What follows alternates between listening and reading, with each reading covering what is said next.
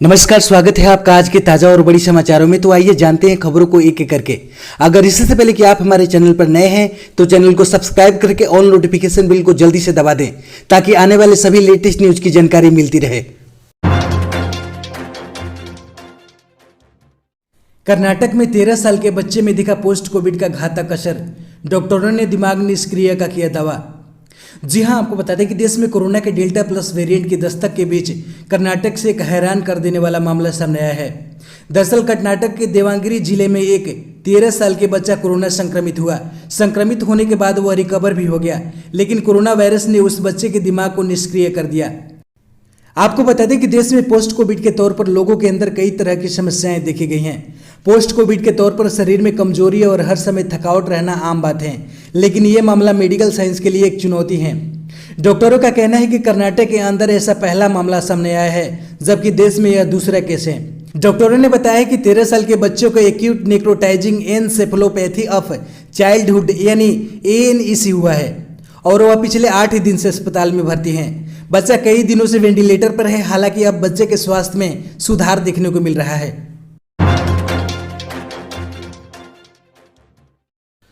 UP Uttarakhand में अकेले चुनाव लड़ेगी बसपा, मायावती बोली AIM-IM के साथ कोई गठबंधन नहीं। जी हां, आपको बता दें कि बहुजन समाज पार्टी यानी बसपा प्रमुख मायावती का कहना है कि पार्टी उत्तर प्रदेश और उत्तराखंड में अकेले राज्य विधानसभा चुनाव लड़ेगी। उनका यह भी कहना है कि यूपी में AIM-IM और बसपा के एक साथ विधानसभा चुनाव लड़ने की खबर पूरी तरह से झूठी है। BSP इसका जोरदार खंडन करती हैं। मायावती ने रविवार को सुबह ट्वीट कर इसकी जानकारी दी। मायावती ने लिखा कि मीडिया पर एक न्यूज चैनल में कल से यह खबर प्रसारित की जा रही है कि यूपी में आगामी विधानसभा चुनाव ओवैसी की पार्टी AIM-IM व बसपा मिलकर लड़ेगी। यह खबर पूर्णतः गलत, भ्रामक और तथ्यहीन है। इसमें रत्ती भर भी सच्चाई नहीं है। BSP इसका जोरदार खंडन करती है।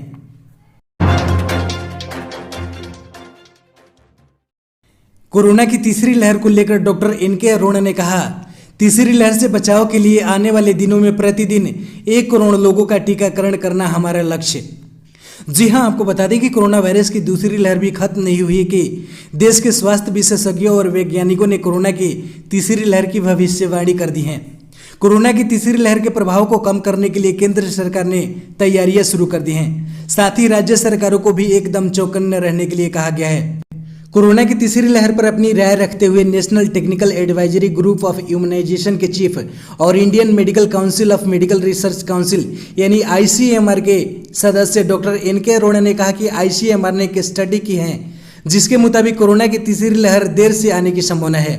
उन्होंने कहा कि हमारे पास कोरोना की तीसरी लहर से पहले हर किसी का टीकाकरण करने के लिए 6 से 8 महीने का समय है। आने वाले दिनों में हमारा लक्ष्य प्रतिदिन 1 करोड़ लोगों का टीकाकरण करने का है।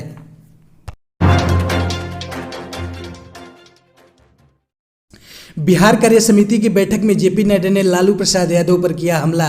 कहा, लालू राज में शाम 5 बजे के बाद घर से बाहर नहीं निकलते थे लोग।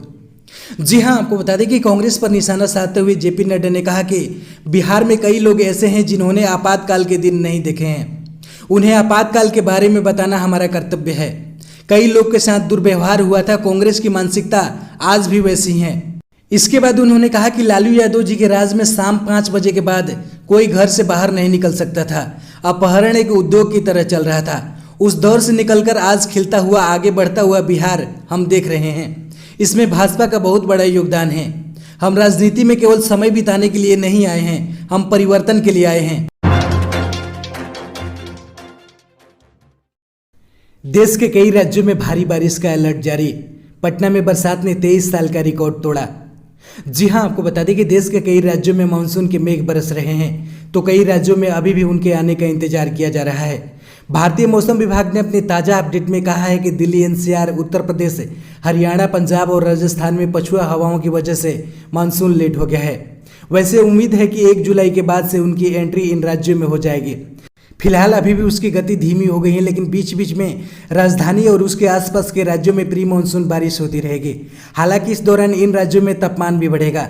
दिल्ली में तापमान तो 40 डिग्री के पार जाने का अनुमान है।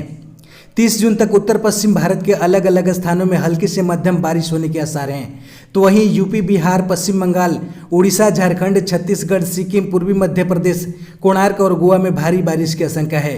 तो वहीं शाम तक तेलंगाना, आंध्र प्रदेश, तमिलनाडु, केरल, कर्नाटक, गुजरात और राजस्थान के कुछ जिलों में जोरदार बारिश होने की संभावना है। मौसम विभाग ने यहाँ अलर्ट जारी किया है।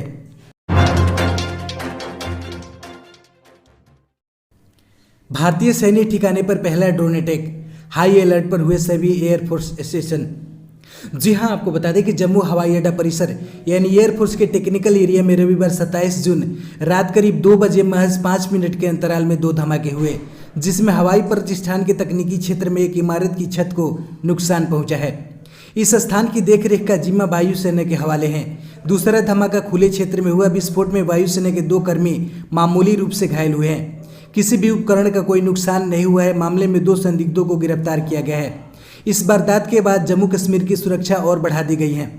आपको बता दें कि भारतीय सैन्य ठिकाने पर यह ड्रोन अटैक हुआ है। इसको लेकर अभी वायुसेना की ओर से कोई बयान नहीं आया है। हालांकि जम्मू कश्मीर पुलिस के डीजीपी दिलबाग सिंह ने वायुसेना स्टेशन पर हुए दोहरे विस्फोट को आतंकी हमला करार दिया है।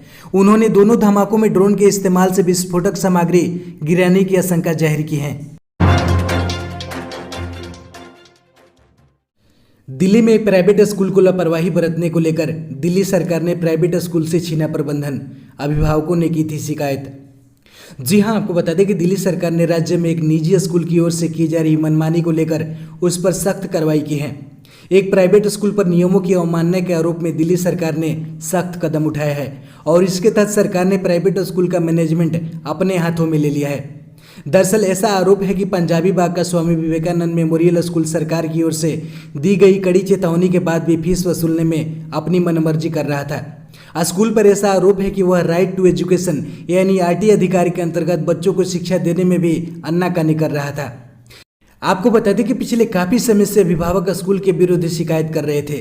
कई बार की चेतावनी दिए जाने के बाद भी स्कूल ने अपने कामकाज में कोई सुधार नहीं किया। तब अंत में दिल्ली सरकार ने स्कूल का प्रबंधन अपने हाथों में ले लिया है।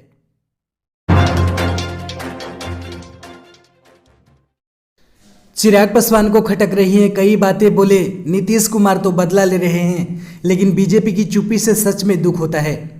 जी हां, आपको बता दें कि लोक जनशक्ति पार्टी यानी लोजपा में जारी घमासान के बीच बिहार में राजनीतिक घटनाक्रम तेजी से बदल रहे हैं। एलजेपी सांसद चिराग पासवान इन दिनों बिहार के सीएम नीतीश कुमार पर लगातार निशाना साध रहे हैं। चिराग पासवान ने कहा है कि नीतीश कुमार ने लगातार रामविलास पासवान की लोकप्रियता को कम करने की कोशिश की है। इसके बाद चिराग पासवान ने कहा कि नीतीश कुमार का रवैया हमेशा से ही लोजपा के प्रति बदला लेने की भावना की रही है। चिराग पासवान ने कहा कि जब नेताओं ने उनकी पार्टी छोड़ी तो उन्हें बहुत दुख पहुंचा है। जिन लोगों ने पार्टी को गलत नीतियों से तोड़ने की कोशिश की है वह इसमें नाकाम साबित होंगे। बीजेपी की चुप्पी पर चिराग पासवान ने कहा कि मैं यह उम्मीद कर रहा हूं कि बीजेपी इस मामले पर बोले, क्योंकि ऐसी अफवाहें आ रही हैं कि बीजेपी के स्थानीय नेता इसमें मिले हुए हैं। इसलिए मुझे बीजेपी की चुप्पी से दुख होता है और मुझे यह बातें खटक भी रही हैं। वो इस मामले पर अब तक चुप क्यों हैं? जब मैंने हमेशा से बीजेपी का साथ दिया है। मैं यह जानता हूं कि नीतीश जी बदला ले रहे हैं, क्योंकि चुपचाप देखकर भी अगर वह चुप हैं तो इसका मतलब यह है कि वह इसमें शामिल हैं। लंबी यात्रा पर निकला आईएनएस तंबर, कई देश के मित्र नौसेनाओं के साथ मिलकर करेगा काम। जी हां, आपको बता दें कि भारतीय नौसेना का जलपोत आईएनएस तंबर 13 जून से अपने लंबे सफर पर निकल चुका है। रक्षा मंत्रालय की ओर से बताया गया है कि भारतीय नौसेना का जहाज तंबर सितंबर के अंत तक अफ्रीका और यूरोप के बंदरगाहों का दौरा करेगा। यह भारत के मित्र नौसेनाओं के साथ मिलकर कई संयुक्त अभ्यासों में भी भाग लेगा। बताया जा रहा है कि आईएनएस तंबर अपनी यात्रा के दौरान प्रोफेशनल, सामाजिक और अन्य गतिविधियों का संचालन करेगा। मीडिया रिपोर्ट से मिली जानकारी के मुताबिक 13 जून से अपनी तैनाती के बाद तंबर विश्व के विभिन्न बंदरगाहों का दौरा करेगा। यह अदन की खाड़ी, लाल सागर, स्वेज नहर, भूमध्य सागर, उत्तरी सागर और बाल्टिक सागर के पार जिबूती, मिस्र, इटली और फ्रांस, यूके, रूस, नीदरलैंड, मेरिको और स्वीडन और नॉर्वे जैसे आर्कटिक देशों की यात्रा करेगा। इसके अलावा इन देशों की मिस्र सेनाओं के साथ आईएनएस तंबर संयुक्त युद्धाभ्यास करेगा। हमारे चैनल पर बने रहने के लिए बहुत बहुत धन्यवाद। दी गई जानकारी से अगर आप संतुष्ट है अथवा नहीं, अपनी राय कमेंट बॉक्स में जरूर दें। जय हिंद।